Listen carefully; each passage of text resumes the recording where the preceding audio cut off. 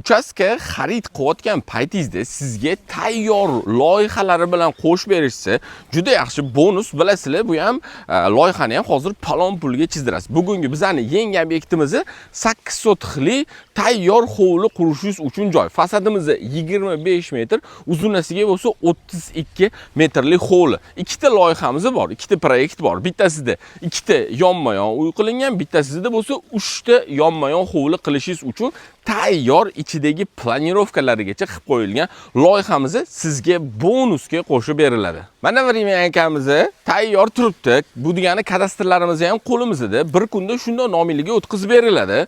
Men o'ylayman, birinchi kelganida orqa tarafimizdan ko'rasizlar, chiroyli bog' qilib qo'yilgan-ku, bu yoni ham orqasi ko'cha deb o'ylayman, lekin orqasi fermerskiy xozaystvo ekan, ya'ni bog' bo'lib turgan ekan. Endi orqamizni menimcha ko'cha qilib bo'lmaydi. Ko'cha qilib bo'lmaydi. Bir yoq taraflama ko'cha bo'ladi.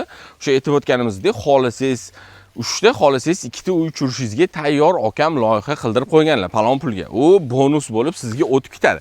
Endi narxiga keladigan bo'lsak, qo'ni qo'shnilar yaqinda mana shu mahalladan ikkita ko'cha naryoqdan ham bitta xonadonni reklama qilganimizda 25 ming deb turishgan joyda biz 23 ga kelib churdik. Bu hozir orientirni tushuntirib o'taman sizga. O'nqo'rg'onda joylashgan joyi selxozdan 5 kilometr kirganimizda, Sabzavot mahallasidan bo'lsa 3,5-4 kilometr kirganimizda joylashgan. Shu yaqinda reklama qilgan joyimiz 25 deyotdi, 23 ga churdik.